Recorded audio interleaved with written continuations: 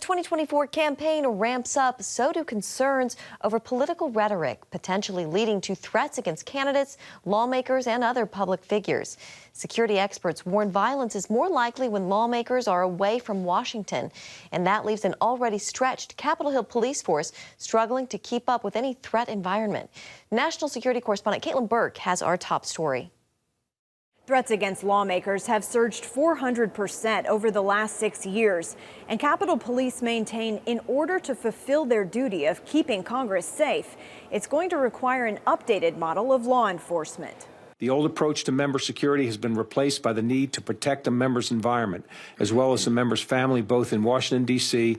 and at their home. The need for such a shift became evident last year. First, with a violent attack on the husband of former House Speaker Nancy Pelosi in their home, and more recently against staff members at the district headquarters of Representative Gary Connolly, a Democrat from Virginia. And the increasingly heated political rhetoric further heightened the prospect of future security risks and challenges.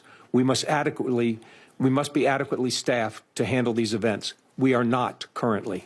Donnell Harvin, former chief of D.C. Homeland Security and Intelligence, tells CBN News both right and left-wing extremists use comments from high-profile lawmakers as a call to mobilize. There are lawmakers who put things out there. They make statements. They send tweets.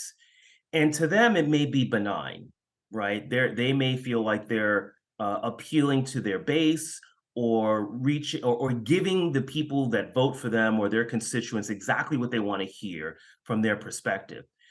Meanwhile, those words can easily convert to violence amongst individuals who don't take them just as words. As an example, Harvin points to comments made ahead of the ruling that eventually overturned Roe v. Wade. I want to tell you, Gorsuch, I want to tell you, Kavanaugh, you have released the whirlwind, and you will pay the price. That demonization can lead to what we call stochastic terrorism.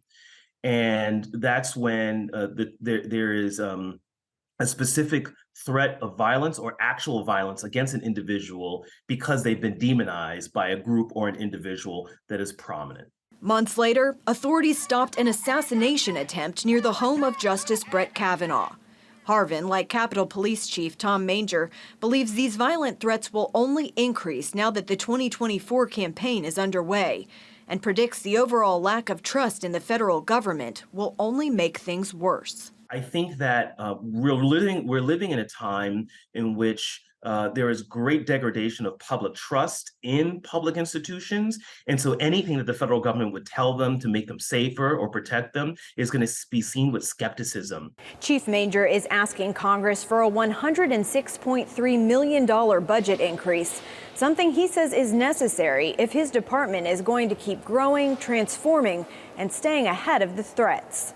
Burke, CBN News, Washington.